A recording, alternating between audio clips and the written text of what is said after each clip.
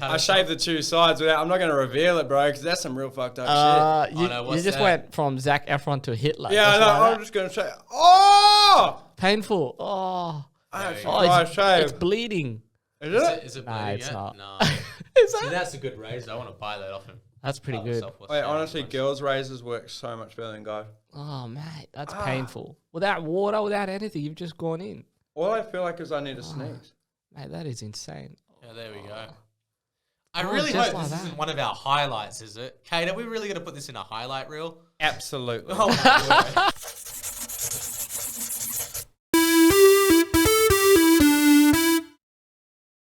Nice. What's up, Joe? How are you? What's up, Kate? I'm good. Going on? It's good to have you back, Mason, my boy. Yes, absolutely. Missed you on the last one. Bit of a hiatus whilst I was watching James Bond with the father. Oh, Nice. Yeah. which one? No Time to Die, the last one, the last Daniel Craig movie. Bullshit. Is that out? Yeah, it's out. Yeah. Well, this is meant to be like pop culture podcast, but it's Yeah. not really turning out that way, is it? No, yeah, but I'm not going to reveal any like spoilers for people that haven't watched the movie, but I will say that James Bond will return. That's all I'll say. So he doesn't die? Because he's got no I'm time. not going to say anything. I'm just going to say you're going to have to watch those final credits where you'll see that James Bond will return. That's all I'll say. So what you're saying is the next one will be James Bond, the franchise that never ends. Pretty much. Pretty much, yeah. That's what I'm saying, yeah. That's pretty good. I'm pretty sure they were doing like a Bond woman, weren't they? Yeah. I mean, look, it's, I don't know, like, it's, for me, it's all about how, like, true you stay to the source material, right? Ian Fleming wrote the books. Bond's supposed to be very British and stuff like that. So, but it's such an old franchise, right? So, Joe, I mean, I wouldn't even mind if Idris Elba was James Bond. Yeah. You know what I mean? Like, it's the stereotype of being James Bond, I think, transcends race. I don't know whether it transcends into being a female, but there are female roles within more James Bond movies anyway. Yeah, there was How could you say that? Well, she needs to be called Jamie. Are you serious right now? She couldn't be Jamie called Bond. James. Are you trying to get me fucking blocked? Jane Bond. Yeah. There was a joke about it where someone was saying you couldn't make Idris Elba Bond because everywhere he goes, he won't be able to blend in. You know, James Bond blends in. Because he'd be like, there he is, the only black guy in the building. You know? So they were saying that obviously if you make Idris Elba Bond, you would have to have extras that are also black. Otherwise, he will just stand out everywhere he goes. You know what I mean? That's true. Yeah, Or it's so funny that. Or that observation. What if it was a chick? You know what I mean? Like, just because blonde girls don't stand out. Like, what if she had massive cans? Like, look at that, bro.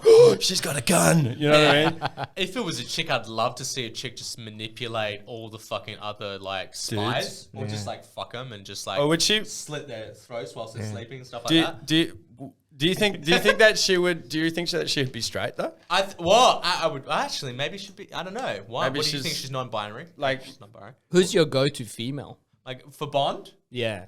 it doesn't even cross my mind. What, hey. does it have to be a current actor? Catherine Zeta-Jones. Okay. Yeah. Okay. What about you, Kate? Whoopi Goldberg. Whoopi Goldberg. You can't. Yeah. Whoopi Goldberg. I would choose Halle Berry. Yeah. That's a good one. That's a good one. How old's Halle Berry now? Man, seen her she in a while. looks 31, but still looks fire, right? she looks 31, but I'm pretty sure she's in her Okay. probably late 40s. Yeah. Oh, really? Every action movie I've seen her in, she's just been incredible. So I reckon she could easily play the next Bond, female Bond. Where do you think they're going to go with it? You reckon they're going to keep a white straight male? Well, the problem that James Bond as a franchise will always have is they've only got a certain amount of source material to like adapt. Like a lot of it's already been done because you've got only. I think there was like maybe like. I think it's 10 to 15 books. Someone needs to fact check me on that Ian Fleming wrote about James Bond. Yeah. And then you can kind of like adapt from that, or there's some James Bond movies that have even been adapted from games and stuff like that. So, and Daniel Craig, besides Casino Royale, I think a lot of them towards the end were kind of they just wrote to the character that was playing James Bond rather than being strictly faithful to the books, if that makes sense. Yeah. It seems to me, There's books. Yeah. Seems to me the path they're taking is the more action, the more people will draw in. So every Bond seems to have more explosion, more killing, more cars, more attractive females, and it's like, what's what's the cap? You know, what's next? Well, James how do they Bond. come up with these movies? You know what I mean? I just imagine it just being a whole lot of movie directors just sitting there and just being like, We need to blow shit up. you know what we need? Imagine the girl we had last time. You know the one that died? Imagine her, but with bigger tits. Bruh! What an idea. You know what I mean? Like, it just seems to be more and that's more what extreme every single But time. that's what I'm getting at, Kate, is the source material. Like, you're running out of stuff to kind of adapt into a movie that's been done. Not if you have Whoopi Goldberg. Well, that's I don't know about Whoopi Goldberg with that. But Joe, so you obviously, for people that don't know that are listening, you're a stand-up comedian. Hey, Joe. So I've been doing comedy for 7 years now, and I do the Perth Fringe Festival, the Melbourne International Comedy Festival. I'm doing Fringe next year in Adelaide Fringe, and then I've got plans to go to America and Edinburgh as well. And yeah, it's an amazing journey that I thought I would never discover, but yeah, found it. Can you tell us how, like down in Morley, like a psychic person told you about that? Oh yeah, man. Because that's so funny. Yeah.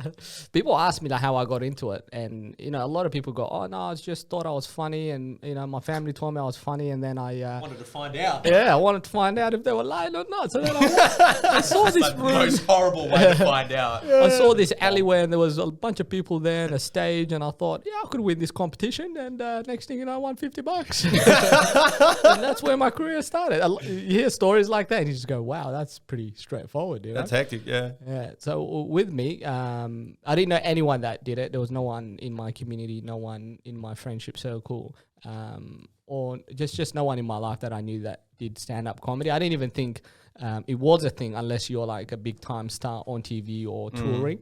And so I didn't know where to go. I looked online and stuff, and I just wanted to try it because I was going through a stage in my life where I wanted to find out what my purpose was, you know, and I didn't think it was to be a banker, which is what I was at the time, you know, so that I thought, man, how do I find my purpose? And the way to find it is obviously to tick boxes, you know, especially boxes that scare you or that make you go, oh, no, I shouldn't do that one because, you know, my mate Jason will think I'm shit or, you know. Yeah. So you tick the boxes, especially the ones that scare you. And stand-up was one of those. And only, 90% of the population won't be able to do it. Only 10% does it or Jason something. Wood, or is that the Jason you're talking about? No, that was just, Jason was just a hypothetical name I chose. But Jason Wood is like that. I know. Oh, you know Jason Wood? Yeah. I have a Oh, cousin, man. Jason. You met him that one time. Jason Yeah. is cool. He sat right there. Oh, I'll tell a story about Jason Wood. Other You're going to Jason. die. Other Jason. I'll yeah. tell you a story about Jason. You're going to die. Stand-up comedian, mate. Yeah. Yeah, so yeah. Jason Wood was opening for me for a period of 2 years. So he was touring with me and stuff as my opening act. And so he's on my posters and stuff. And then I decided to tour Canada, and I was doing a show at Toronto Bar in Canada, and we had like maybe 60 to 80 people in this room. The show finished, and then I was like, it was a lineup of people wanting to just come say hello, get signatures, you know, meet and greet. And there was this old fella, and he was holding this A3 poster, and he just froze, and he was looking at me, and I was looking at him, but he was holding the line behind him back. So I was like, oh, hey, buddy, do you want me to sign that? Come forward, it's all right. And he was just coming forward slowly and just really confused. And I was like, being friendly, I was like, oh, clearly this guy's a bit starstruck, you know. Yeah. So I was like, it's all right, buddy, come forward, it's okay. Here, do you want me to sign it? And he's like, He was having a stroke. yeah. I was like, all right, I got a pen. I was like, okay, I'll sign it. I went to sign it, and it was an A3 picture of Jason Wood. Really? Yeah, and I looked at him and I went, oh, that's not me. That's my opening act, Jason Wood. And he goes, no, it's you. I'm like, ah. You know when someone is so confident, you're like, maybe it is me. And I'm just, you know, maybe the show got to my head, you know. I'm like, no, I'm pretty sure that's because he had tattoos and, you know, you could clearly see it's Jason Wood. I'm like, it's not me, it's Jason Wood. My opening act. I don't mind signing it. It's all right.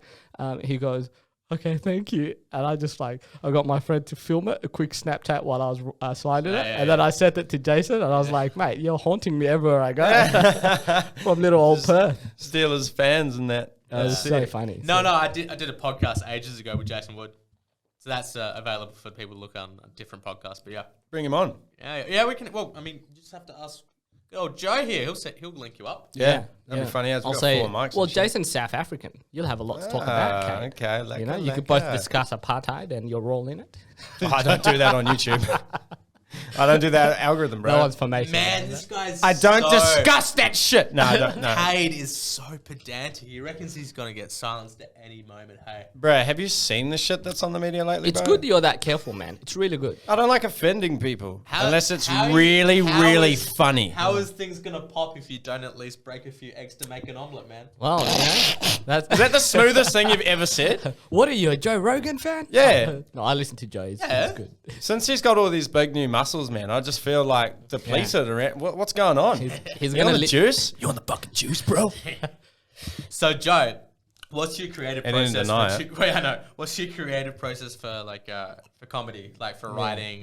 Do you write out your jokes? Do you glean it from experience? Do you just like riff? Do you just like do it on the spot, spontaneity kind of Like stuff? freestyle? Yeah, it's just a lot of it is from just going through everything that I've been through in my life, because I talk about my life and the funny situations I found myself in, and then using that as a premise and adding punchlines to it. So it's one thing telling the story to people who know your background already and people who know you and your mates, you know, your family. There's a lot of information you don't have to share. You can just tell the story. But when you're telling it to strangers, you need to sort of deliver it in a way where you're setting it up. So you're like a painter painting and you don't want to miss any spots, you know? So you have to tell it in a way where you're setting it up. They understand the premise. They understand quickly the background story behind the characters, and then the punchline. And you have to do this in a way where you're telling it for the first time and you're super excited to tell them. But you've done this 1,000 times and you're probably going to puke when you get off stage. Wow. Yeah, but do you ever look at the audience and you're like, you're not going to like this? You can't judge a book by its cover, though, eh? Have No. you had any hecklers? Yeah, plenty of hecklers. What do they say? Well, plenty of things, man. I don't get a lot of. Well, sometimes you get people go, you know, the generic stuff. When does the comedy start? You're not funny. You know, and you just get some people just heckling you by yelling out stuff that's irrelevant. Do you engage with the audience at that stage, or Well, you have to. You know, if right, you're getting heckled and you pretend like it's not gonna get happening, on top of it? Yeah. and you try to move on, then it creates this elephant in the room, and everyone's looking at you like, "Come on, dude, you're in charge of this boat, and this guy's about to sink us. You know, do something. We've got another 50 minutes to go, so you got to take control." How long are your specials? An hour long. Bro, that's Yeah. hectic. Yeah. So, Wow. So you deal with it and then you move on. But you try to deal with it in a way where it's funny, because people's paid to watch a comedy show, not a interaction where you're just having a conversation. Yeah, you can't know? say something really bad back at someone goes, "When's the comedy start?" And you're like, "Did your dad love you?" You know, you No, can't. that's funny, man. You could say that. Yeah. Yeah, because you're the comedian. You can be as random as you want, as long as it's funny. And that, to me, the fun behind that, the joke behind what you just said is it makes no sense, and it's not what this guy said. You know, it's not like a direct comeback. So you're ignoring him in a way, but you're still addressing him. Yeah, yeah. But you're doing it in your own terms. You know what I mean? So you don't necessarily have to answer the question the guy's asked you. So like Jimmy Carr, when he does it, I saw this one, he goes, "I'm just going to open up a real can of whoop-ass real quick." And he just opens the can, then just starts going, "So where's your mother from?" And then just goes from there and just starts nailing people. Yeah, it's so funny, man. Jimmy Carr's a one-liner, isn't he? He's quite special, that guy. Interesting, dude. Whereas a guy like Jim Jeffries tells, obviously, stories about stuff that's politically like relevant. Whereas like Eddie Murphy just does like impressions. So everyone's got their own like different styles. So what would you say your style is? My style is observational. It's storytelling. It's crowd interaction. Jerry Seinfeld almost, yeah? Yeah, I because try he's to- like the original observational kind of dude. Yeah, I try to keep it as clean as possible. So I'm not vulgar. I don't swear if I don't need to. I think there's you know? genius in that though. That's like for like anyone that's like can think of Jerry Seinfeld. He doesn't swear. Yeah. I've never seen a set of comedy where Jerry Seinfeld swears. Yeah. Crazy, but he A makes lot you of laugh. Australians, they do like I do, yeah. You can swear. do a There's lot nothing of- wrong with Nothing swearing. wrong with They it, talk but about, I like- think there's genius behind not swearing because you're using the amount of vocabulary that you got, and I think that's some genius to that. Yeah. I guess when you don't swear and it's funny, you just cater to more people, you know? So when you do swear, it's more effective. when you do swear, if there's a reason why you swore, I think it's funny. Yeah. I'll tell you what, I actually emceed a gig last night, right? Wow. And I don't swear when I perform because I do I discovered comedy from a place of hurt, you know, from a place of lost, from a place of trauma, and I wanted something, you know, to keep me going. Yeah. You know, I was like, well, what's the point of being here? And then when I discovered comedy, I was just like mesmerized. I was happy. I found my purpose. I was going again. It's like I got a second chance in life. So that's how it made me feel. And so that's the feeling that I want to put out there through my jokes to my audience. I want to connect. I want to make them laugh. I want to make them have a great time. I don't want to be mean to them because that's not why I got into it. Yeah. Okay. So when I do go into an audience member and start like roasting them and stuff, it's because it's well warranted. Everyone's on board. We've decided this person is a piece of shit and they're trying to sink the boat and we're going to take care of it, you know? Yeah, don't want to get the wrong person, bro. That's the queen, bro. Like, you So go- last night I emceed a show in Fremantle. It's at the Federal Hotel, and it went for 2 hours, right? And I'm emceeing, so I'm doing jokes and stuff, and I'm bringing comics on and off, and we're almost done. Second last act, he comes on and he says "cunt" in one of his sets, right? And then a lady got upset at the back, and she goes, "How dare you use that word? How dare you?" Made this huge scene, and then just stormed out, right? I don't like that word. You should know you came through a woman. You shouldn't be using that word. So straight away we're like, yo, have you not heard of C-section? You know what I mean? Like you don't necessarily have to come out. And so I was we were all just a bit shocked that Sick burn. she made I didn't say that to her, but we're all thinking that, right? Oh, you didn't say it. Didn't vocalize it. So then the comic, he did his best and then he got off and then I had to come on and I was like, what a weird way to end the show. And everyone I addressed the elephant in the room. Yeah. What a weird way to end the show. So they started laughing.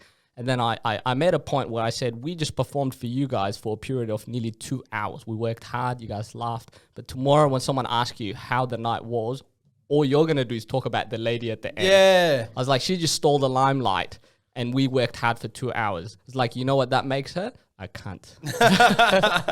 And then everyone started applauding. Everyone's and then I on go, board. your next comic is a good cunt. And then I brought him on. Standing ovation. Yeah. Well, that's brilliant though, because it's almost like you got to understand the environment you're in. Like I'll probably say cunt a lot after a few more of these.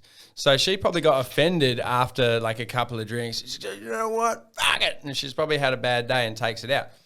Do you think she would have done that at the start of the night? Do you usually get it at the end of the night? Some people are just Karens, man, you know? Dude, sometimes when it comes down to it, swearing is like a good stress reliever. Yeah. Like How that's fucking been studied. funny. Studies that have been done, that people that like swear occasionally or even a few times in the course of a given day will alleviate stress. Literally. Yeah. It's like something about like the nature of the word in your mind. It's like you just let it go. Yeah, and if Almost someone like a swears release. at a show, if someone says anything you don't like at a I show, don't like the C word. Like, I don't like that word. what do you do? What do you do? You, But I mean, if you're you a can say sensible person, you exit. Yeah, like You don't try to make it about you. Yeah. You know? You just ignore it. And then you Just, write you complain online, you write a review, you call, whatever, never show up to that show again. But to be so selfish to make it about you, Have you ever written a Google review? nah. Well, good ones, not bad ones. I've done one Google review. A bad one? Never. A great one. Do you guys want to hear it? Oh, Yeah. Okay. I'm going to look it up. When I say bad one, a good one, I mean like, was it a negative experience or a positive? I don't even know. I just thought I was being funny. Oh, I legitimately thought I was being funny. right. I'm going to look it up. It's an ice cream place down in I Scarborough. read them. Like I've read reviews for like domain name services and stuff like that. Like you know when they're charging you when you're not using the domain and stuff like that. So like they're trying to scam you. And then I like see like a trend of testimonials that all say that their service is absolutely just shit, crazy like bad, and it's just so the irony in it is apparent because it's like, well, this is a huge company, shouldn't they be getting on top of this, like getting some good reviews? But at the same time though, I feel like a majority of online reviews are negative. I haven't seen many true. positive reviews. It's online. true. There we go, We got tend to spend What and did be you say, drawn to Kate? bad news more so than good news. It's crazy. What I did you don't. say, Kate? I What was it for? an ice cream shop. Oh yeah. I don't know. Okay, there's something seriously fucking wrong with me because I don't know why I found this funny, and there is a huge chance that this may not be funny, but I'm going to say it live. Oh, I did. This is your first open mic set. Go. I did one Google review from Cade Wilkie. One review. Is that the only review on there, by the way? Or? No, they got it's others. not. I don't know why you'd give them less than 1 star. Dumbo Gelato, hey? Okay, so I went. What a name for an ice cream store. Dumbo. Says a lot about the people they're attracting. I think I might have been stoned. All right, yeah. I haven't even tried it. Walked past Dumbo Gelato. And the hot pie with cold ice cream in the middle caught my attention. What a magnificent concept. I'll be indulging in one of your one of your delicious gelato pies at my next convenience. Jesus loves you. Okay. So you come across Christian to the internet. I don't fucking know. He's a Christian to I the look internet. back on that and I'm He's like, okay. why? With the word of the Lord. Was that funny at the time? I don't know. I don't fucking know. But That's funny. is it? That's all right. Yeah. Can I ask? They didn't reply. Is there? Obviously. You go, Mason. There's 1,000 questions we have. Go on, Joe. Is your profile picture of you? Is there a profile picture of you? Doesn't have one. No, it's literally just okay. it's literally just It's like Cade Wilkie Jesus one loves review. you, Yeah. and it's a guy with a mo, and you're like, wait a minute. Hey, Is this the Mo thing? he should do it. He should Cult put leader. Is this his about thing the on. Mo? I was going for Magnum PI. But the IP on that, yeah. Joe, just out of curiosity, it wasn't Dumbo like a children's character in some sort of... Yeah, but Yeah, have you ever? the elephant Dumbo? Have Can you you ever use tried like Dumbo? ice cream with something really hot? It's amazing. No, but I mean, Right up there with Biltong. not what I'm talking about. I'm talking about the name of the store. I'm saying Dumbo. Isn't that owned by like Disney or something? Yeah. Like, how can you use Dumbo Gelato? I don't know. Anyway. I think you Obviously can, they you can can. do it Made a here in mess. Australia, but maybe in Yeah. America it'll be plagiarism. It sounded like you were leaving a review on a dating app. I'll be honest with you. Yeah, I think for some reason I was like, you know what? I I've haven't never. even tried it. I know. I still want to. Because if it's shit, I'm gonna leave a review as well. Yeah. It'll probably be quite satanic. But I was actually thinking about it. I was like, this is something that I've never done before. I'm gonna write a review. Fuck it, and I did. I Did don't you- know why.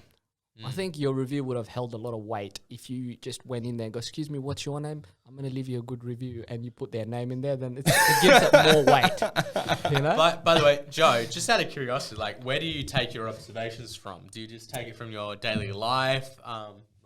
What do you do besides comedy? Is comedy just the kind of weekend kind of job, or No, I do is it comedy full-time? full time. Full-time, Yeah. okay. Yeah, so what do you do? You Um, walk around shopping centers? Do you go to the city? What do you do to get good What do you observations? mean walk around shopping centers? Well, I mean, Yeah. it's observational wanna comedy. hear what you're doing. Walk around shopping center. I don't know. I don't know. In my I'm just- little I'm- world. I'm wondering what Are you his method stoned? is. No, I'm writing. I was wondering what his I'm writing reviews. Yeah. Are you shoplifting? No, I'm thinking. I've never tried Sour Patch Kids, but I'm writing a review about it. Hilarious.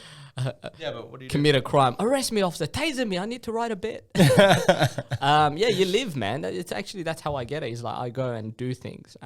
So I could be like, oh yeah, I did a podcast with Cade and Mason. And, Oh no, we're gonna be a part of the you know, comedy. this happened and that happened, and you know, it's like the premise is real, but then the punchline is exaggerated. You know, Okay. a lot Right. of the times, like a very 90+% of the time, the premise is real. The punchline is exaggerated. So Okay. if I had to give you an example, I talk about you know, when we first migrated here from Africa, transitioning into the Australian way of life, right? We don't have Centrelink back home. Where here you've got Centrelink welfare system, which gives you money to help you out. So I was like, oh, when we came here, the lady was like, oh yeah, to my mom, single mom of 6 kids, you can go to Centrelink, they'll give you $600 a fortnight. My mom's like, we have to check this shit out. So we go and the lady's like, yeah, we're going to give you $600 a fortnight. And mom's like, ask her for what? I'm like, mom wants to know for what? She's like, oh, it's for the kids. I'm like, mom, it's for us. And then my mom goes, no, the children are not for sale. You know? So, Wow. So it's, and then I go from there, and the joke goes for the next, like, there's more punchlines to it, and it goes for the next 2 minutes or 3 minute joke. But just to give you a quick idea. Yeah. So then it's like, I'm talking about what life was like for us there, where we lived on the streets, we ate out of bins to survive, and there was no government support. We come here and you have Centrelink, and you know she's a single mom with 6 kids, and the government is giving her money that, if, you know, that type of, in some parts of Africa, $100 a month is what teachers make. You know what I mean? Yeah. So the government is giving her money to just help her out. I'm like, this is insane. And so my comedy is like sharing a bit of truth about us and about my mom, and the journey that she, because we don't want to suffer in silence. She suffered a lot. So I share a lot about her during my stand-up, but then I make it funny. Because at the end of the day, you've come to a comedy show. You don't care about my story unless it's funny. You know, and I understand the social agreement that we have. So then I make it funny, but there has to be a bit of truth to it. Otherwise, it can be a bit boring. I find it a bit boring. Or just not authentic. Yeah. You know what I mean? It's got to be believable.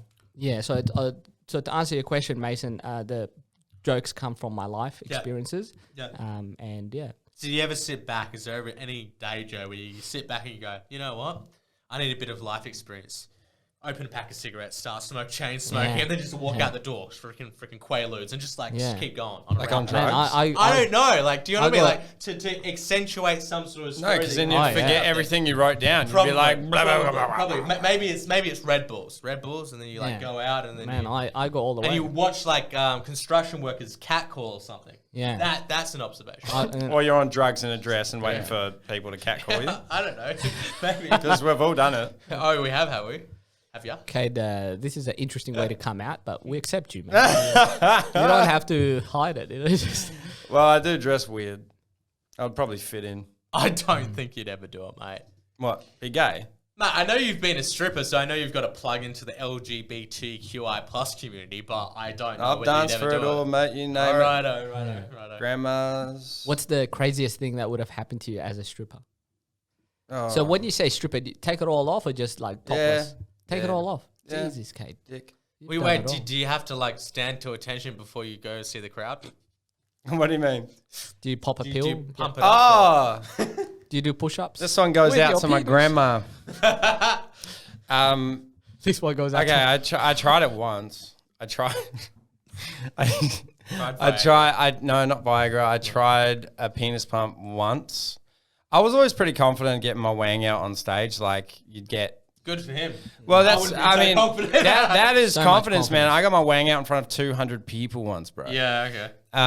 And then one time, my mate, you'd always see other guys. It's kind of gay, but you'd always see guys naked in the back room and stuff, and they'd all be kind of like in the corner, like trying to, make it a little bit more. themselves up, before you go out and show it to I've everyone. done a little bit of modeling. It's super weird. Like people go and watch their videos. They're just like a sociopath. Oh, I've got a Just, weird modeling strumming story. it. Just I've got a strumming it. weird It's modeling bad. story. Really bad. It's just because if you think of like an underwear model, obviously you're selling the underwear. You see, they don't want to you don't want to be like a. That's called a raging Photoshop, bull. bro. It's Yeah. fucking it's crazy. Put But socks down there. But yeah, I mean, there was a penis pump one time, and I was like, you know what, I'm gonna give this a try. Fuck it, and I gave it a go, and it looked great in the pump, and then you pulled it out, and it was just like nothing. Yeah. It just didn't. It doesn't work. Still on and holidays. some people would actually put like rubber bands, so they would penis pump, and then they would go to the extreme that would I did the penis pump, pulled it up, and I was like, it doesn't work, fuck it. I'm just going to do my thing. But there were some guys there that would actually wrap rubber bands to keep the blood down the bottom end to make it. And then just before they'd go out, it was weird. I blame pornography for that. Pornography chooses the extremes of male masculinity and puts it on camera. I felt pretty masculine at the time. Okay, well, good for you. Hell yeah, I Good did. for you. I'm quite. You guys are like yin and yang. It's so Why- beautiful. Yeah, to we are watch, yin and yang, yeah. Have you thought about getting married? This is great, Do you want to see my wang? Yin? Oh, Joe, that's one. So, Change the subject. as a. Do you want to see my wang? Reminded him of a very good question. No, that's Go I was for it. going to say. Remember that time they touched? No, Joe. I was going to say, when it comes to dating and stuff, Keep going, Gabe.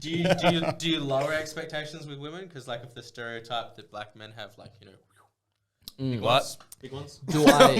What? I don't know. So do I lower my standards? Is that what you mean? Do you lower their expectations of the reveal, or you're quietly confident? I did that once. Yeah, look, I tell him, I said, look, it's It's everything you've ever dreamed. Because then when I reveal it, I want to see that disappointment in their face. And I go, and that's what comedy is. Not going where everyone expects you to go. The opposite, guys. Actually, I've got a story about that. So I was working in a club. It was a bit seedy. So you used to have to go and, I mean, this is kind of when I jumped out of stripping, because when I started, I was doing shows, and we were doing big shows. We'd tour around New Zealand. There'd be like 200. It was one point, there was 200 girls at a show we did. What was your stripper name? Carter. Carter. Yeah, yeah. I knew you had one. You couldn't Yeah, go I did like Kate. the Justin Bieber fucking it up for Kate. thing. Yeah. Yeah, hard. He was raised with a trust fund. No He one wants went to to see a that. private school. Yeah. Look, So here he Carter. comes out as a sexy tennis instructor. Carter sounds like you just got out of jail and you're ready to earn your money. Go Yeah, on. hard, Sorry, yeah. sorry, Why do you think I got all interrupted. these shit tattoos? Yeah, it's all right. Interrupted. Go on. What- So New oh, Zealand, 200 people. Yeah, so I mean, it would be crazy to the point where, like, the height of my stripping career, man, like, you'd finish a show and they would be like, "Come on, girls, jump on the stage," and it was the most surreal thing you've ever experienced, man. It was insane, because all the girls I would never forget this. All the girls rushed to the stage, and all you can see are just your mates' heads, and they would just get, like, one grinding on you from this side, the other one pulling you from this side, going, "What's that necklace?" Like, and it was just like, fuck, like, And you're naked when this is happening? no. You just got your shirt off. You've just finished the show. I would have shouted okay. me too. It was I in- would have gone and be like, me too. It was but it was fucking insane, because I'd never seen people behave like this before. You know what I Yeah. mean? And Women at the can't get time, away I with was like living with my parents, bro. You know what I mean? Yeah. So it's like, Yeah. what the fuck? So that was like the craziest fucking thing. But then you also got the weird side of it, where I worked in a club and you'd have to go and you would ask chicks for a lap dance. They give you $50, you give them a lap dance, right? So for me, that was where I was kind of like, yeah, nah, I'm selling myself short here. I'm not doing this. You're like, I'm too hung for this. Funny. So one girl was, and it's I guess it's kind of like comedy in a weird way, where they kind of like impress me. You know what I mean? Like, what do you got? So I had this one girl that was ridiculously confident, but just kept coming up and being like, "So you're going to show me?" I'm like, "Fuck off. No, I'm not." And she kept doing this, and she was like, "I only want to see it if you got a big wang." I was like, "All right, fuck it. Sweetheart, have you ever seen Anaconda?" I was like, "Oh, yeah, I know what you mean. I know." I was like, "All right, cool. Let's get a lap dance. Let's get it going." So anyway, so my mate, he's lap dancing, a girl next to me. I walk over, and I'm like, "Oh, fuck, this is going to be hilarious."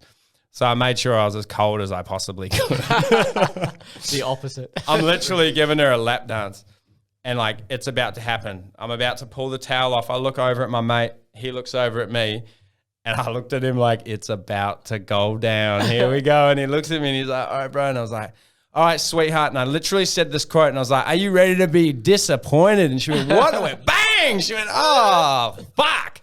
That was a waste of $50. I spent that on the bar for myself. I didn't even bank it. Bought myself a couple of drinks. I must admit though, Joe, have you ever, obviously you've been to a strip club, yeah, Joe? Oh, of course A couple not. times? Nah. Never once. Nah. Never been to a Nah. strip club? Nah, you crazy? My mom's watching. Of course not. Oh, sorry. Okay. My mom is a very big supporter of Right, my ventures. Okay. Fair enough. No, I'm just joking. Yeah, of course. I've okay. been to a strip Yeah, club. yeah. So what I'm getting at I is- remember you.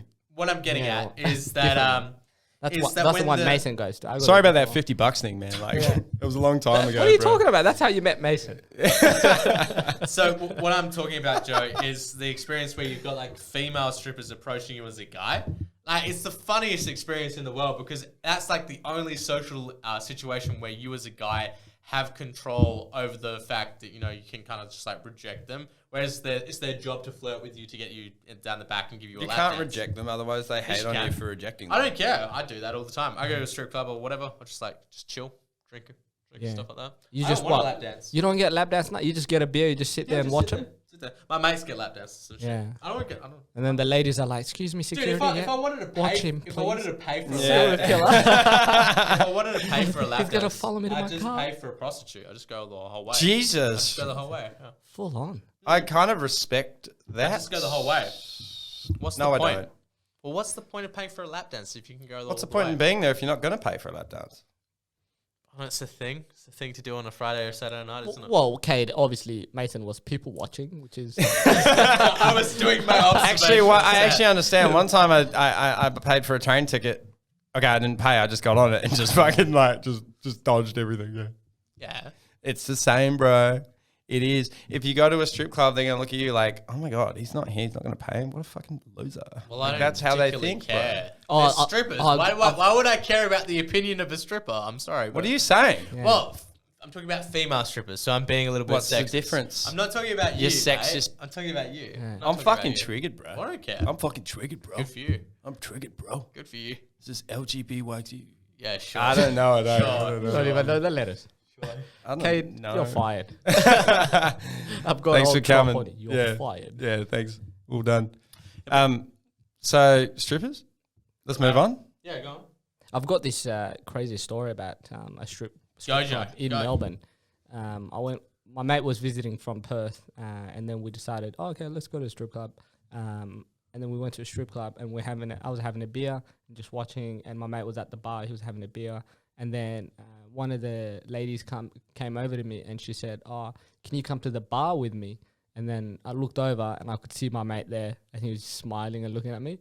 And then I was like, "Oh, this doesn't look good." I was like, "Why?" Because I don't want to drink anymore, you know. So I was just like, "Nah." The setup. And she goes, "Look, if you come to the bar with me, your mate said he'll give me $100."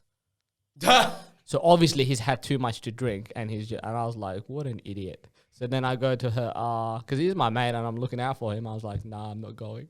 She got so mad. Really? Yeah, she got so mad. What at did me. she expect? So then, What did the mate expect you to do at the bar? I don't know, but I was just like, "Oh, my mate's about to drop $100 on pretty much just me walking from here to there." I'm like, he's not making smart financial decisions. Yeah, has he ever heard of like cryptocurrency or anything like that? You know That's what I where mean? he should have put it in. 100%. And then this is what she does, right? So, so then I say no to her. She gets upset, storms off. And then I'm talking to my mate later on, and she comes up and she goes, "Oh, you're that guy that didn't want to come up and help me make $100." And I was like, "Uh-oh." And she didn't look too pleased. So then she comes and like grabs me, very sensual, puts her hand on my face, takes her thumb, right, and puts it in my mouth, and on the bottom of my lip, she just goes like that. And I was like, just hit her hand away. I'm like, what the hell was that? And then maybe 3 seconds in, my whole mouth was itchy. No. Oh, man. Very itchy. Cocaine. That's what that is, It was dude. so itchy. I was like, and it went a bit numb. I was like, what the hell did you do to my mouth? I was like, oh, man. I was so mad, but I didn't sound tough because I was just like, what did you do to my mouth? So I had to go to the toilet quick and just wash it out because I didn't know what the hell she That was did. coke, bro. You reckon? Mm. It was very spicy. No, Yeah, it that's wasn't cocaine, coke. man. Really? Yeah, that what because it is? if you rub it on your teeth, usually you get a little bit of a numbness, and then No, I would know. It was very spicy as well. You would know, would you, Kane? Yeah. Just been looking at YouTube No. videos. What happens when you do cocaine? I've seen Your Narcos. family knows a lot about you, Kate, just from watching this podcast. Oh, they know. I love it. I love it. I share a lot at Christmas Absolutely dinners. love it. Yeah. So, Joe, It could have been spicy sauce or something. Joe boy, what would you say is the dream for you as a stand-up comedian? Like, what would you consider as making it a stand-up comedy? Do you have to perform in American, like Madison Square Garden? What's like the ultimate, like, I've made Apollo. it? Yeah.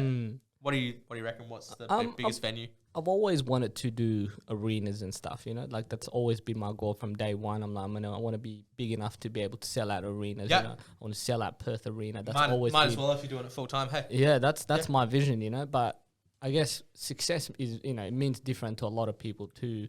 A lot of comic success is just being able to do it full time and you know, and that's get paid doing what you love doing. That's success. But I guess with me, it's not only do I want to get paid not only do I want to do it full time and get paid doing what I love doing, but I want to build my platform to the point where it's big enough that I can have impact in any area that I want to have impact in. And by that I mean like, you know, when I do my fringe shows, every year we give 10% to a not-for-profit organization. okay. So far we've donated over 10 grand through the shows. And so I want to be able to go, hey guys, you know, I'm donating to this foundation today. This is the story behind the foundation. You know, start a GoFundMe link even maybe, and then say, help them out. So create awareness to whatever cause to the point where I make a difference in that, in helping them with that field. Because I can't fight every battle, right? But I can, if I can grow my platform to be big enough to impact causes, I can by just shining a light on them, then, you know, I want to have that sort of power as well, being able to impact in this world in a positive way before I check out. So who's like the like, who's the biggest like comedian in Perth? Is it Emo or? quite funny. Yeah, Emo is the biggest comedian in Perth. Do you reckon? Yeah, right. Yeah. I think he was. The way he I think promotes himself, or? Samir was saying. Have you met Emo? Or? Yeah, he's been on my podcast too. Oh, he's been on your Yeah, podcast? the other one. Emo's this one. amazing. Yeah. Yeah, he looks like a real pretty funny guy. I watched that video Emo's he did good. about the condom lightsaber thing. That was Yeah, really yeah. funny. Yeah. I've known Emo since I was probably 14 years old. Oh wow. Yeah. Okay. So I started doing comedy, and 2 years in, I realized, the scene is there's not many black people in it. I was feeling a bit lonely, and I'd go into rooms, I'm new to the scene, and people would just stare at me sometimes and they'll Really? say hello and bye, but no, I didn't really connect well with anyone, There was people that were nice to me as well, and that was cool, but I didn't really connect with anyone.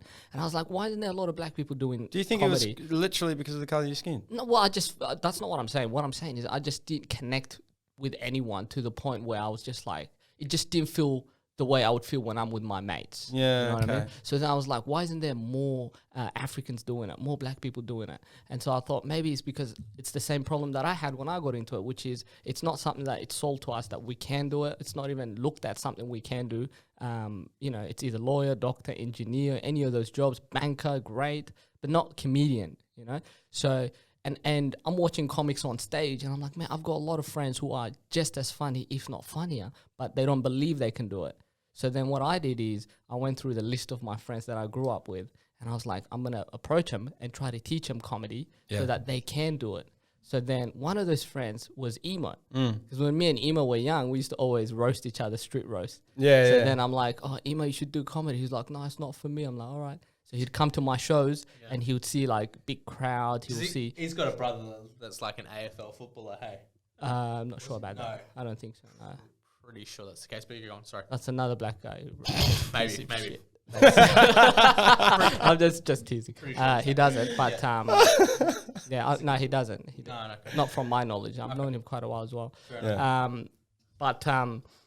So then I was like, Emo, you got to do it. Emo was like, no, it's not my thing, man. It's not my thing. This is your thing. I was like, all right. He'll come to my shows. He'll watch the shows, Fringe, and, the meet and greet afterwards, And then he's like, one day I just go, come on, man, you can do it. He's like, he sees the vibe and he's like, all right, teach me how to do it. I was like, okay. So then we went to work, and next thing you know, it's like, I'm teaching him the etiquettes. We're co-writing. I'm getting him to do Fringe with me. I'm pushing him, and he did his first spot at Shapiro's on a Tuesday and just was hooked straight away.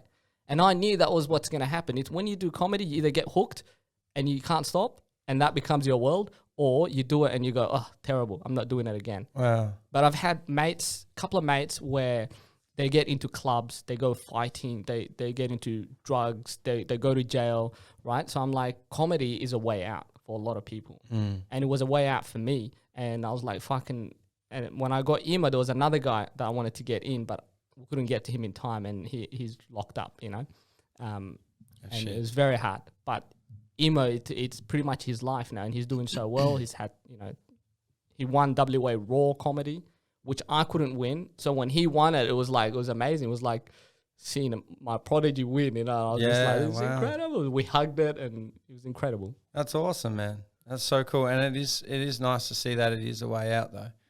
I think it's very constructive, and it's like you kind of have to be very smart in able to write intelligent humor, because humor is something that is, I think, universally, doesn't matter what language you're in, but it is a very different type of smarts. It's a social smarts, like that book, Social Intelligence. Comedy is a huge way to be able to reflect on, like you said before, past trauma, but also something that's incredibly enlightening by making light of a dark situation.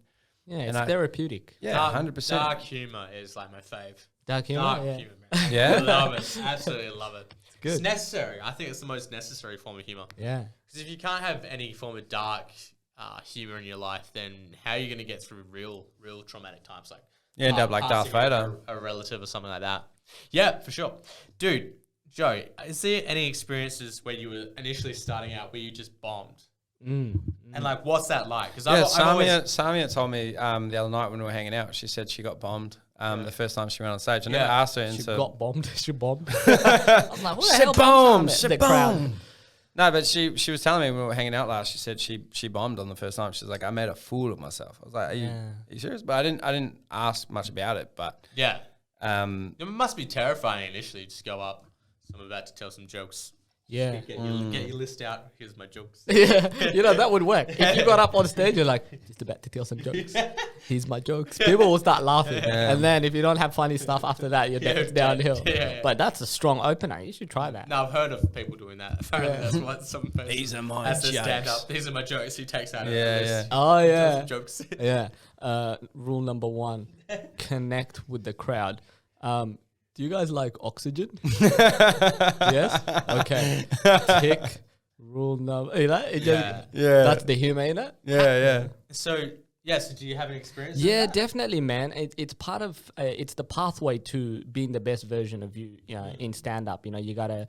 Just like a baby, you gotta, like, crawl, and then you fall, and you try to walk, you fall again. Eventually, you start to walk, then it's like, then you try to run, and you don't go that far, but then eventually... So it's like that. It's baby steps. And,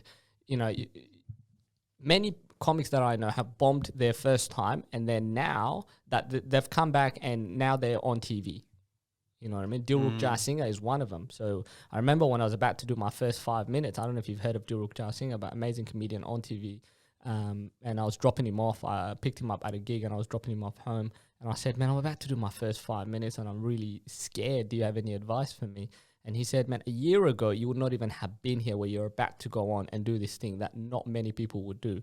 So just celebrate that and don't worry whether you do good or bad. Just celebrate the fact that you're about to achieve that. And that took a lot of pressure away from me, right? And he's like, he said on his first time, he had a bad gig. So he didn't do well. He bombed on his first one, he said. But now, look, he came back and he did it better to the point where he's one of our biggest acts in Australia. So, yeah, you bomb and you have to learn to be okay with it. My worst bomb is probably in Adelaide. I was doing an Adelaide show. Upstairs, did a gig, 10 minutes, and then the producer goes, mate, there's a jazz show downstairs. And the singer's running a little bit late. Can you do 10 minutes? I was like, yeah, a stage, a mic, and a crowd. Let's do it. So go up there. I'm about to perform, and it's just a sea of elderly people. Oh, wow. Right? They all look like they would have been around when slavery started. Oh, well. So Mason in 20 years. We're just going in on Mason. We don't know. It's because it's all that gym workout. We're very intimidated. Kato doesn't. I'm insecure because I have a mustache and I feel ugly. Kato loves roasting. So the reason why I say that is because we didn't have anything in common, Yeah. and I could just see it. But I'm like, let's see if at least, like, I don't want to prejudge them. I just want to go and have a go and see what they're like. And I started performing, and it was just 10 minutes of, the Titanic music. You can't get off. There's no one around to help you get off. You just gotta go with the ship, and you're sinking. I was just sinking with a smile. One lady out of like a room of 70, 80 people, one lady is in the front, and she's just dying. Everything I say with the punchline on cue. She's just snorting, is just not even breathing properly, laughing, and she's hitting herself, and she's going, and I'm like looking at her and looking at everyone else going. And afterwards, I was in the green room going, man, like, what happened, And she came into the green room. She's like, honey, I thought you were really funny. I don't know what's wrong with them. And I was like, yeah, me too. But I'm just glad you were there, Yeah. So that was my worst bomb. 10 minutes of just them going, oh, his poor mum. Oh, no. Just a whole lot of Karens, really. Well, they say it's never the audience, it's the comic. But I'm like, bullshit. Yeah. Yeah, no, I know what you mean. So how big is the community in Perth, stand-up wise?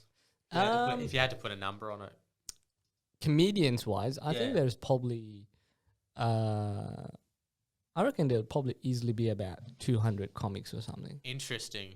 That's actually bigger than I thought. Do you guys have like parties where you kind of like get together? Is it a collaborative kind of community, or is it hell like independent and then you kind of like just meet at gigs and stuff? It's collaborative to a certain degree, but ultimately it's like not everyone's friends. You know what I mean? Okay. Like you're friends with some comics to the point where you hang out with them outside shows, and you go on tours with them. It's like going on tour with your mate. You know what I mean?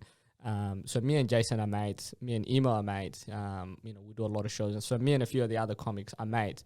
but a lot of them I'm not friends with. I just see them on lineups like, hey man, awesome set. Hey man, see you Even next if you're on time. tour with them and stuff. If you're on tour with them, you get to know them a bit more. Yeah. And you have to obviously, everyone has to get along, you know. So when you go on tour with someone, sometimes you're spending, you know, nights and days with this person. So they're in your personal space, you're in their personal space. So you really get to know someone. And sometimes, you know, you're not going to get along with everyone you meet. And it's not like one of those where you go, you know what, I'm leaving this tour. It's like, you got to get through it. So everyone stays amicable, professional, and get the job done. But some people's too much, man. I was doing Roto Fest, and I got there late, and my room was already taken. So I go, I call the producer, and I said, man, there's no rooms. He's like, oh, so sorry, Joe. I don't know what happened. I booked an extra room. But I was like, it's all right, man. I'll sleep on the couch, you know.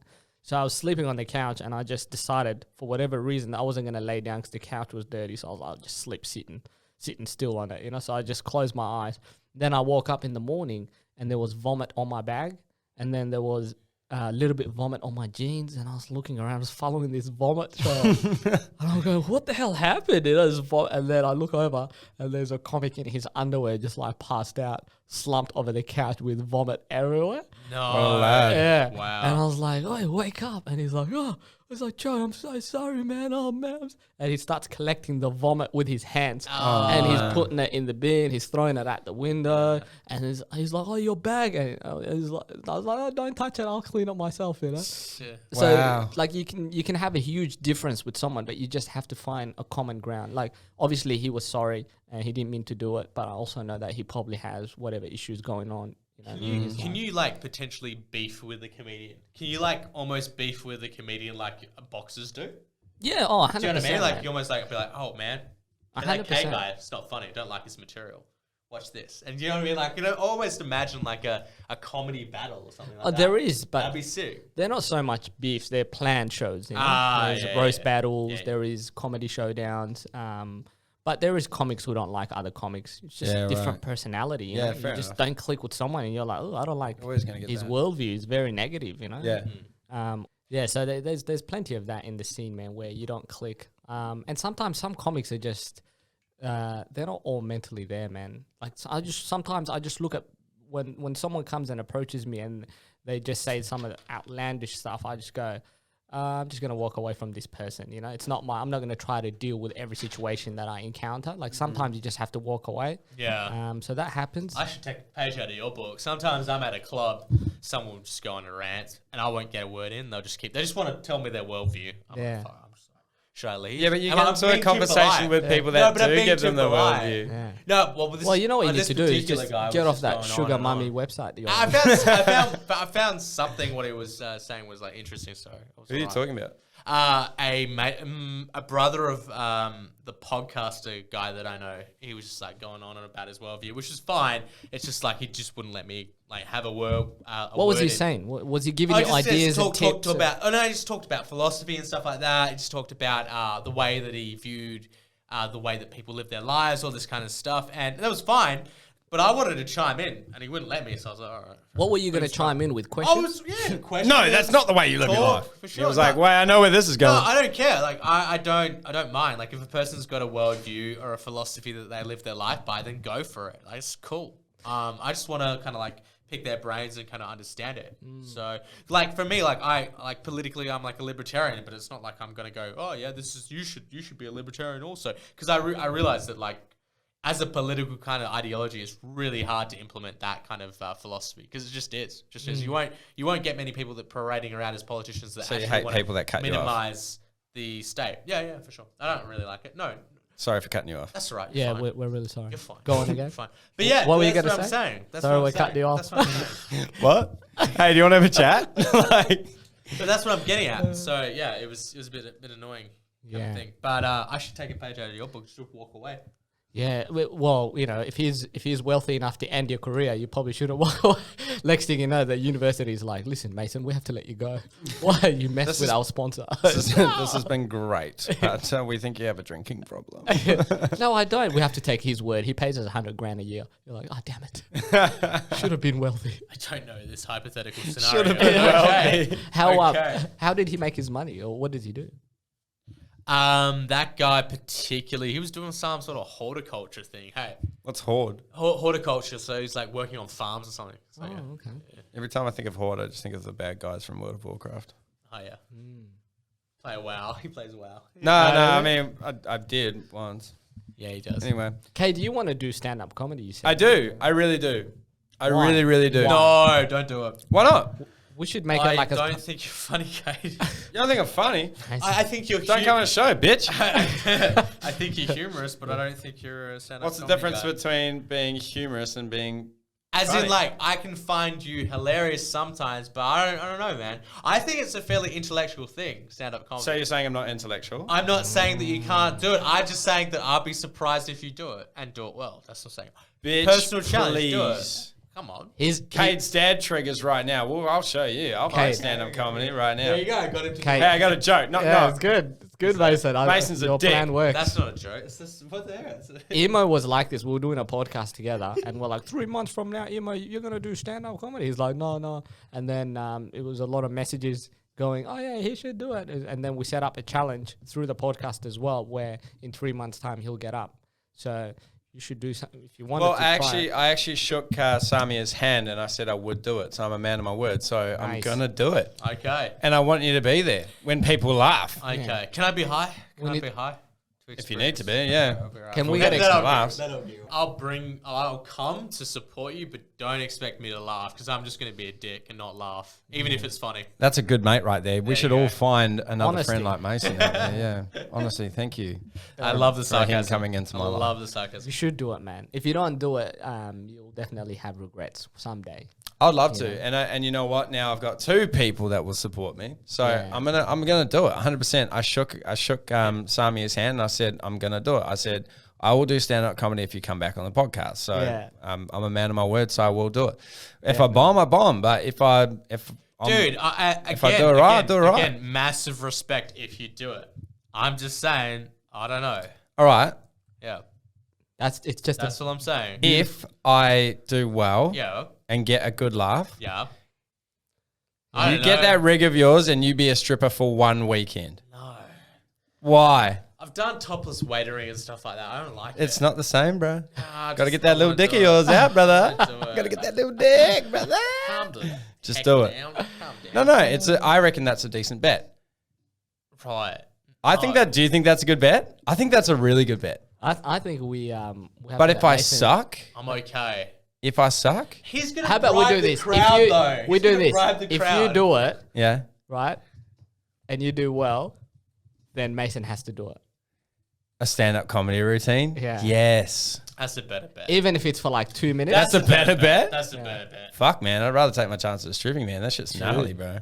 Man, it's scary. The first time I went to do stand-up comedy, I thought I was going to have a heart attack because my heart was just pumping so hard. So I was holding on to it and just going, oh, man, I hope I don't faint on stage. I don't know. Like, yeah, I'm trying to think. What would I do as stand-up material?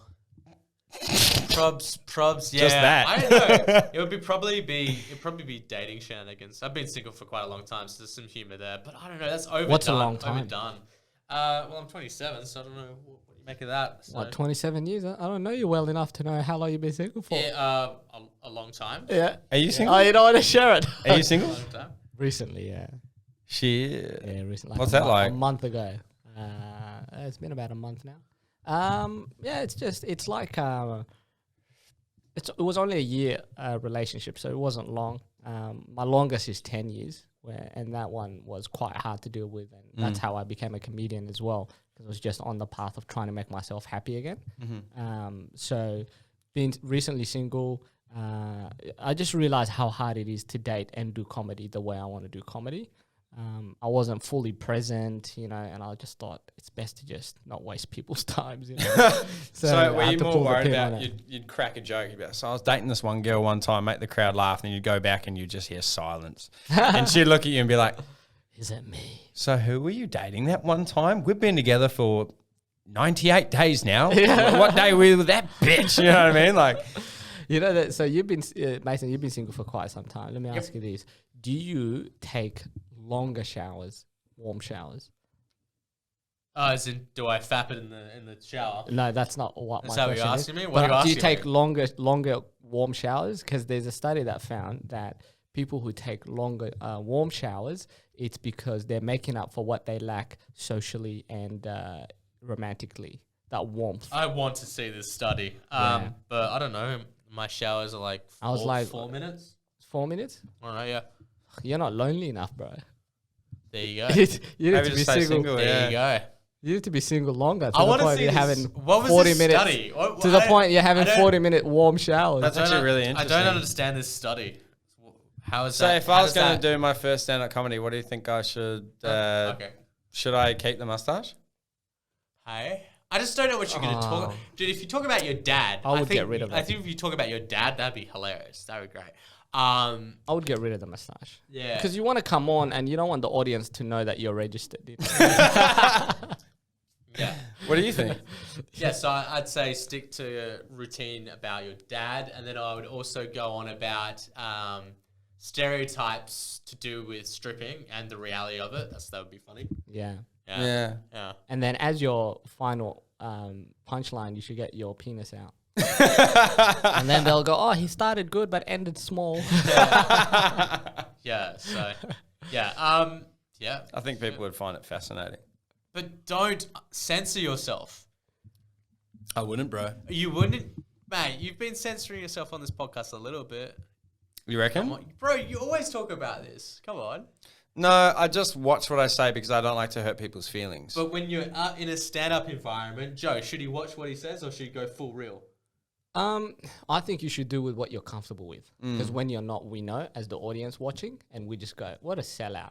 If you're swearing and you're not comfortable doing it, and we can see that you're not comfortable, we just go, come on, man. Clearly this is not you. And if it's the other way around, same thing. We just go, come on, man. Clearly this is not you. When you're on stage, Whatever it is, I feel like you'll be more comfortable just speaking your mind. yeah, when you're present and you're having Yeah. fun, we can tell. And then Yeah. instantly we know you can be trusted. what and I'm saying. We have fun with you. I think I'm actually really confident for it. Good. I'm really, really looking forward to it. And I'm gonna write. I actually did write some stuff down for a bit. Yeah. I actually did. I kind of picked it up and it was actually before I started the podcast. I'd thought of all this and I just went on this tangent and I just started writing stuff down. I was like, that brilliant. That links up to that. That not so funny. Guys, Einstein. You know what I mean? And Should we ask him to share some? Or? Genius. no, Go but it was on. like certain things are like funny in my that like I remember are funny. You know what I mean? Yeah. Like when like I've always Share had it. the thing where people go, "Oh, you look like Zac Efron," and yeah. people will say that, and I go, "Yeah, well, maybe if you had a fucking stroke, yeah," and like Yeah. write shit like that. You know what I mean? Like that's He just did a bit. yeah, but that's like to Right. that. That's like your that, opener right there. Yeah, but that shit's clever. You know what I mean? It's not fucking It's like quick. You know? yeah, exactly. I mean, I'm gonna lose the mo for sure. Yeah. Now that you said that, I thought, but you Oh, got yeah, one. Looks good. Man, you know, my mo took 35 years to grow. Oh, really? Yeah, I've never shaved it off. You're not gonna believe this. Well, I hit puberty about 6 days ago. Did you? We thought there was something shady. Yeah, about it How does long- look seedy. How long leave that did your hanging. mo take? I'm gonna say about a week. Really? Well, what usually happens with my motorcycle? What a hairy young man. Your And- motorcycle. I have a motorcycle. What's up? Unicycle, bicycle, Motorcycle. motorcycle. Trend cycle. Yeah, it's like a transition. So what happens is mine actually gets incredibly dark. Like one of my eyebrows fell out, and then I really start to look like a pornographer. As a porn star in the 70s wear those types of modes. I guess the directors would kind of wear the modes too. Sorry, continue. No, I'm just I'm just saying. saying, I I've just never don't heard feel anyone like say it. pornographer. Yeah, Never porn heard. star, bro. Well, someone that films porn that isn't quite in porn because maybe we're not in the same. Because if you're in the 70s, they're all wearing modes. That's the point of the. Was that the porn star birth of mode. porn in the 70s? No, that's what I'm. No, what I'm getting Yeah, at. is you've done porn this stars research, in the Mason. Porn stars in the You're a 70s porn wearing expert. modes. You've done a thesis on pornography. Yeah. That's what's Well, said. wasn't that what your book was about? No. Okay. Yeah, so go on. Okay. That's exactly what it is. But anyway. No, it just looks like one of my eyebrows fell down. Then it does look a little bit seedy. But I would have thought maybe I've grown into my face enough that I might be able to pull it off. What do you guys think? Keep it? rid Oh, okay. I would say get rid of it, man. He's got a, I don't know. I'm not a fan of facial hair when you've got like a strong enough jawline. Do you know what I mean? Yeah. He's got an okay jawline, so That's I feel super like gay. I like. What did you just say? All right, I'm getting rid of it. You asked me. Oh, here we go. Here we go. It was one compliment. As Are we like, going over time an to hour get- so you can shave your mo? Time to get rid of it.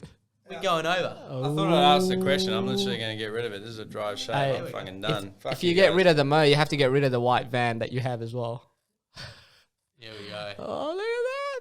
This must be a good. I want to buy this razor. Oh, wait. I've just done something fucked up. Did you yeah. cut I it shaved the two sides without. I'm not going to reveal it, bro, because that's some real fucked up shit. You, no, you what's just that? went from Zac Efron to Hitler. Yeah, I Just know. like I'm that. just going to shave. Oh! Painful. Oh, I actually oh dry it's shave. bleeding. Is Is it? it, is it Nah, bleeding it's yet? not. No. Is See, that? that's a good razor. I want to buy that off him. That's pretty Buy good. myself one. Wait, honestly, girls' razors work so much better than guys. Oh, mate, that's painful. Without water, without anything, you've just gone in. All I feel like is I need to sneeze. Mate, that is insane. Yeah, there we go. I Oh, really just hope like this that. isn't one of our highlights, is it? Kate, are we really going to put this in a highlight reel? Absolutely. Oh, my word. What a transformation. You look so different. There we Do I look go. better? What? I think, it Better? looks, Mate, I think it looks better. look, I'm not gay, but I'll hug you after this, man. Yeah, and that's the Jesus fucking highlight right Christ, there, mate. baby. What a transformation get rid of a Mo makes. You look like Zac Efron now. If you had I a still stroke. I don't see it, but yeah. All right, so we got another 10 minutes. So what do you guys want to talk about? Oh, we're 1 hour 20 these days, are we? Well, I was just actually thinking this one's going a lot slower because I'm more like, well, less drunk. Easy. All right. Yeah, what do you think of cancel culture, Joe, when it comes to stand-up comedy? Why do we always talk about cancel culture? I think Ricky Gervais said it better, It's right? hot. When he said, Dave Chappelle's been like roasted recently by the media. That's why I'm asking Joe. Yeah, he's been getting nailed though, isn't he? Yeah, go on, Joe. Sorry. I like Ricky Gervais's response to it, where he said, "Look, it's just is what it is. You say something on stage, and if people don't like it, you can either continue saying it or you don't have to say it. It's up to you." You know. Okay. I was just like, "Oh, it's pretty straightforward." Ricky Gervais, yeah, but his sense of humor is quite dark. He goes into the Bible and stuff like that quite a bit, doesn't he? Yeah. He did. Was it Ricky Gervais? Like he reads through a children's Bible, Yep. and he just starts ripping. He just starts talking about all the. Because he's an atheist, but yeah. Yeah. He's really good. It's Ricky funny. Gervais. I It think is it's clever though, isn't it? I think Gervais loses me a little bit with his podcasts because he has the same talking points and goes on and about it again and again and again. Like cancel culture. He talks about Twitter being a toilet wall and it's like blah blah blah. And I just know it just gets super repetitive. So Does he have guests on or just? He bunch- does. He does. He used to have I love him for his like super successful podcast with Stephen Merchant and Carl Pilkington. Carl Pilkington is like this stereotypical like UK Manchester bald dude that's like really slow, like really stupid, and that is like a funny as heck podcast. I love Yeah. that. Just because Ricky's like pretty like he's got a degree in philosophy, Ricky Gervais. So he's just like questioning this guy on his worldviews. He's very much like a simpleton. Doesn't really have like a verbose, like an expansive vocabulary or anything like that. And he's very kind of mundane and boring and complains a lot. But he's comes out with like some moronic statements that are like comedic gold in a way. Yeah. It's like really fucking funny. Like he's famously said, "I could eat a knob at night." So they were talking about like the Survivor series, like in the US, where people had to eat animal shit and stuff like that. Yeah. So like he was just like, "Yeah, I could eat I don't know about eating a knob, just straight away, but maybe I could eat a knob at night." It's It like sounds got a ring to it. it's Yeah. like a Theo Von podcast. Theo Von's really good in his podcast. He's funny. Yeah, everyone's good. But yeah, no, comic. Gervais loses with me with some of his talking points. It's too repetitive. What's your thoughts on cancel culture? My thoughts on it is kind of like in the vein of Quentin Tarantino. Is Quentin Tarantino would always respond to what your thought on cancel culture is with saying, "Who the F is they?" Because people always think that it's an angry mob online that will cancel you, but it's never fully defined as who exactly it is that wants to cancel you. So it's funny because like I think there's certain people in culture that kind of transcend cancel culture. I think Dave Chappelle is one of them. Yeah. Because they're so bankable. Like people aren't going to fall away with them inherently at all. And I really hate it in a way because cancel culture has like cancelled people like J.K. Rowling from like the Harry Potter reunion. Like, how could you have a Harry Potter reunion without? She's She's You not know really what the- cancelled J.K. though. Rowling. She's Do you doing, know what- she's doing well enough. But I see what you Oh, mean. she's yeah. rich Do as you know? hell. Do you know what the one thing that I find is really interesting? It's like, where do you draw the line? Yeah, there's no line. You keep going. Where do you draw the line? Yeah. How do you feel about that? I whole do thing? have comics who come up to me and they're like, oh, I can't say this because if I want to joke about this, but if I joke about this, because people will get offended. Or last time I said this, someone got offended. And the thing is, it's like, to me, this is my opinion. I think it's ridiculous for someone to say something to an audience and then not expect the audience to react. Mm. You know what I mean? In whatever way they feel that the reaction is going to be. So Yeah.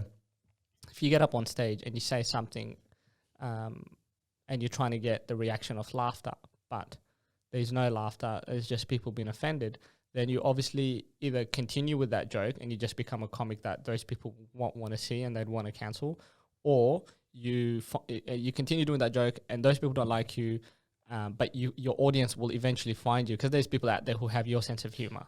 Well, that's actually interesting because I was talking to a lot of comics. It was a guy with a long beard and it was like straight like this at the end. I took a photo with him that night. I went with Samia to the comedy what was it? Experiment comedy? Grassroots, yeah. Grassroots, yeah. So I Experimental went with Samia and I met this guy and he was a stand-up comic and he said, no, I'm not performing tonight, but I usually do perform.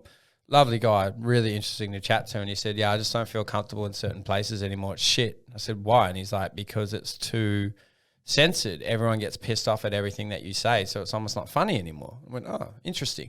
And that's a guy coming from the outside. I don't know the ins and outs of comedy. I've literally been to one show. I went to the Chopper Reed guy. I went to him with my stepdad when I was very young, but that's all I've ever seen. You know what I mean? Like, what are your views? Like, how do you feel about? Well, as a comic to go, I can't say anything anymore. This is so, can't go anywhere. Can't say anything anymore. So now I'm just gonna stay home and just gonna watch comedy, Or just go to certain bars. I can't. I'm really funny, but I can't be funny anymore because if I said what I want to say that I think it's funny, the audience not gonna like it. So I can't. I mean, that's dumb. You have to you're just adapt, having a though, whinge. surely, yeah. You're having a whinge. That's what it is. Yeah, okay. If- so you're saying you have to adapt. You adapt or you find your audience, and the way you find your audience is you work hard in getting on platforms to Or find your rearrange audience. your delivery as well. Well, it's either you adapt. Part of adapting is rearranging your jokes, your punchlines, even not doing those bits and doing something else. Yeah. The audience is how we get our feedback if our joke is good or not. You know what I mean? And if you don't like my joke as an audience member, then I would listen to you and I would have confidence in myself, and my ego won't be so big where I go, nah, shut up, you don't know anything, I'm funny. Like, I would go, okay, cool, so he didn't like this joke, why do you like this joke? As long as you come correct. Yeah. You know, if you're coming from like a hateful place, we can easily tell. Yeah. Then comics will just ignore you. But if you genuinely have feedback, I'm always open to listening to people's feedback. But it's almost like you could say the same thing 3 times in 3 very different ways. So you could say the same joke. I could be wrong, but you could say the same joke in 3 very different ways.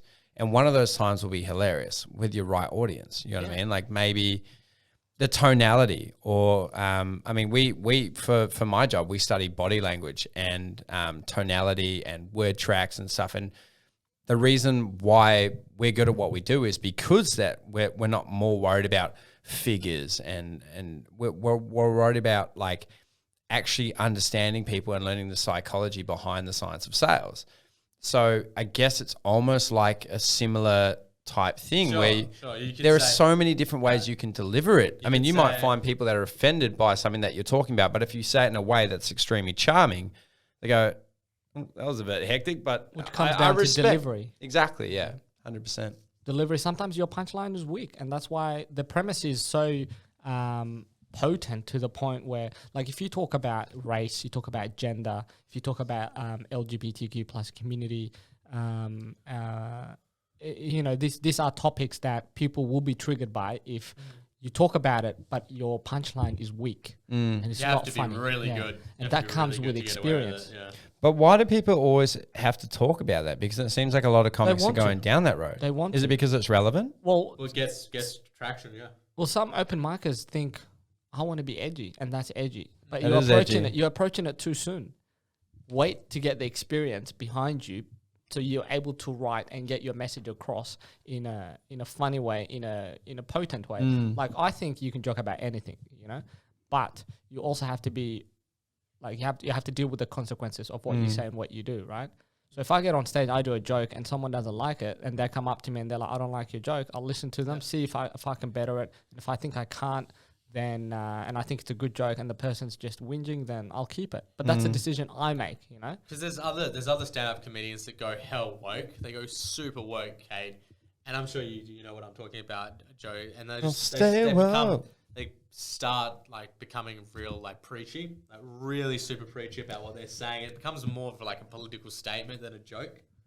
Yeah, I don't but like if they're that. comfortable with that aspect of it, and that's their new approach now. Well, if there's an audience for it, I guess whatever. And they're getting an audience for it. They are who they are. But, you know, eventually people get caught out, man. You can only pretend to be who you're not for so long before someone goes, "Wait a minute." Mason, it's good to have you back, even though you took a week off. Yeah, Thank you. Took a week off. took a week off, bro. took a week Us off. South Africans, we take that shit real What? serious. Watch James Bond. He had to tell me his A mum week off. died, James Bond. something like that. Yeah, it was pretty hectic. All right, guys, this was Wilkoz World. Thank you so much for watching. Joe, want to sign out? Give yourself a tag, brother. Yeah, man. I'm performing at the Fringe Festival, so if anyone wants to come watch me, I've got a show called Joe White, Ethiopian, and Still Not Hungry. So come through. That's actually the name of the show. That's actually funny. Yeah, thanks, brother. And you guys too, come through, man. Yeah, we going? Yeah. Appreciate you guys. Sure. Yeah. Appreciate you guys having me on. And Can we chill backstage after your show?